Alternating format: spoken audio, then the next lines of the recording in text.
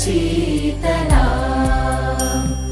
सस्यश्यामला मातरं वन्दे मातरम् शुभ्रज्योत्स्ना पुलकितयामिनी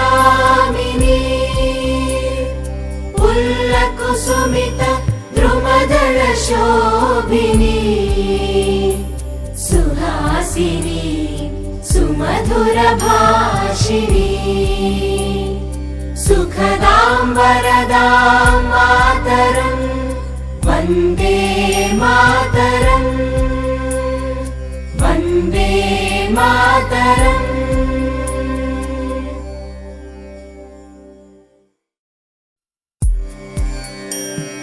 वन्दे मातरम् वन्दे मातरम् सुजलां सुफलां मलयज शीतला सस्यश्यामला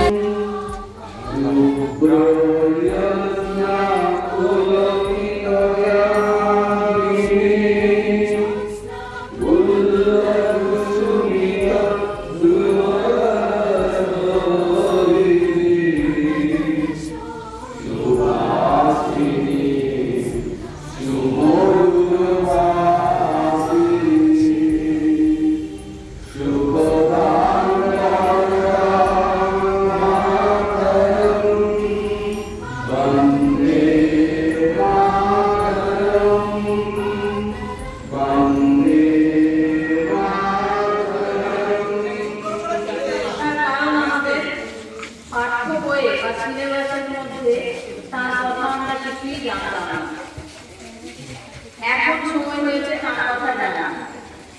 তিনি হলেন ডক্টর শ্যামাপ্রসাদ মুখোপাধ্যায়।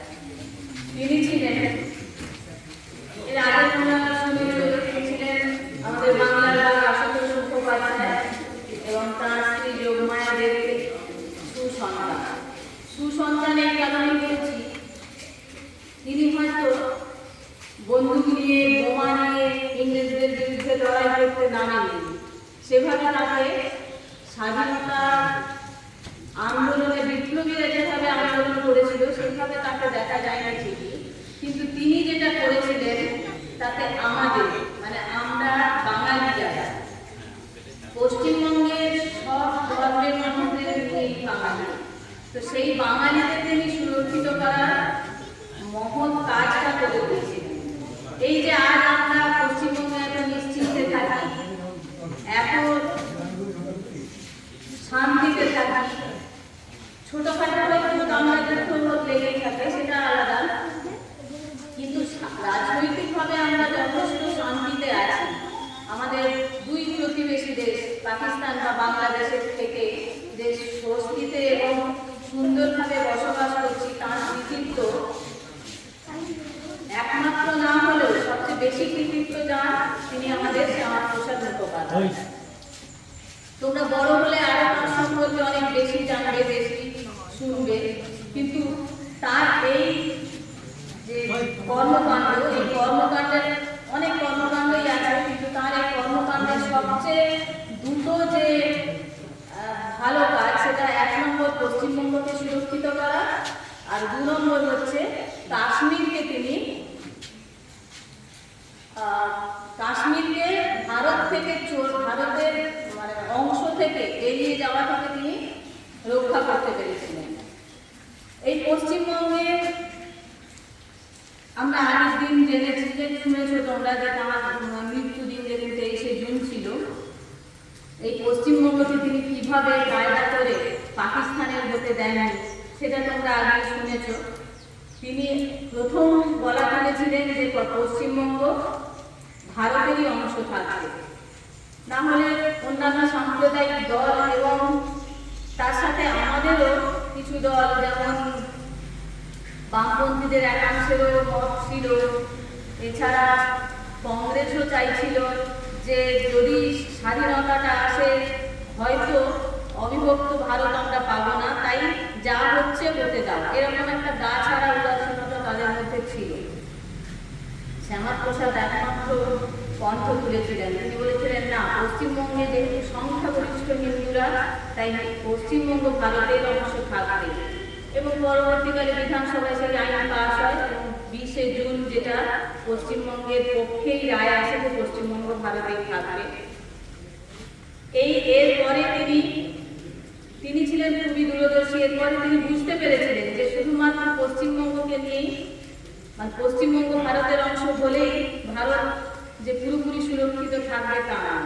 পশ্চিমবঙ্গের ভারতের অন্তর্গত যে কাশ্মীর রাজ্যটি, সেই কাশ্মীর রাজ্যটিকেও তিনি ভারতের, মানে যাতে ভারতে সুষ্ঠুভাবে কাশ্মীর থাকতে পারে, ভারতীয়রাও ভারতের অংশ হিসেবে কাশ্মীরে বসবাস করা বা সেখানে যাতায়াত করতে নিশ্চিন্তে পারে, সে ব্যাপারে উনি যথেষ্ট আশঙ্কিত ছিলেন। কারণ স্বাধীনতা 1947 সালের পরে কাশ্মীর, যে কাশ্মীরকে আমরা পশ্চিমবঙ্গের এখন ভারতের অংশ হিসেবে দেখছি, সেটা কিন্তু তখন ছিল না। কারণ কাশ্মীরে তখন রাজা ছিলেন হরি সিং। তিনি বলেছিলেন যে ভারত স্বাধীন হচ্ছে হোক, যেমন পাকিস্তান আলাদা হয়ে গেছে, আমরা সেভাবে না হলেও আমাদের আলাদা সংবিধান থাকতে হবে, আলাদা আমরা আমাদের যে প্রধান থাকবেন, মানে তখন কাশ্মীর রাজ্য বা ভারতভুক্ত যাই হোক না কেন, কাশ্মীরের যে অংশটা, সেই অংশের যিনি রাজা থাকবেন তাকে প্রধানমন্ত্রী বলতে হবে। আর কাশ্মীরের আলাদা তিরঙ্গা, মানে পতাকা থাকবে। শ্যামাপ্রসাদ সেই সময় ছিলেন কেন্দ্রীয় মন্ত্রী, তিনি বাণিজ্য এবং সরবরাহ মন্ত্রী ছিলেন। তিনি মানে কাশ্মীরকে সুরক্ষিত রাখার জন্য, কাশ্মীরকে আলাদা করতে না দেওয়ার জন্য তিনি মন্ত্রিত্ব ত্যাগ করেন। তিনি সেখানে কেন্দ্রীয় মন্ত্রিত্ব ত্যাগ করে সেখানেই তিনি বলা বলেছিলেন যে না, কাশ্মীরের একটা, যেহেতু ভারতের এখনো ভারতের অংশ আছে, তাই এখানে আলাদা রাজা বা আলাদা প্রধান, আলাদা নিশান বা আলাদা পতাকা এবং আলাদা সংবিধান থাকবে না। এটা তিনি প্রথম বলা বলেছিলেন এবং বলেছিলেন সেই সময় জওয়াহরলাল নেহরু এবং পাকিস্তানের লিয়াকত আলী, উনাদের একটা চুক্তি হয়েছিল। সেই চুক্তি অনুযায়ী কাশ্মীর ওই রকম একটা বাফার স্টেট বা কাশ্মীর একটা মানে এমন অংশ ছিল যে যেখানে না সেটা পাকিস্তানের, না ভারতের।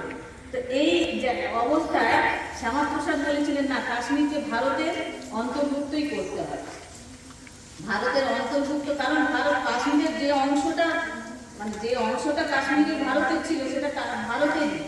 শুধুমাত্র ওখানকার রাজা যেহেতু চাননি যে ভারতের সংবিধান মানতে বা ভারতের পতাকা গ্রহণ করতে, তাই সেই মুহূর্তে জওয়াহরলাল নেহরু সেটা মেনে নিয়েছিলেন। পরে যখন শ্যামাপ্রসাদ মুখোপাধ্যায় প্রথম বলা তুললেন যে না, এটা চলবে না, তিনি এবং ঘোষণা করেন যে আমি যাব, আমি কাশ্মীরে প্রবেশ করব। কাশ্মীরে প্রবেশ করতে গেলে তখন আলাদা করে অনুমতি লাগবে। তো কাশ্মীরে আমি প্রবেশ করব বিনা অনুমতিতে, তিনি আগে ঘোষণা করে যাত্রা করেন। এবং এই মুহূর্তে সঙ্গে তাঁর ছিলেন একজন তরুণ সাংবাদিক।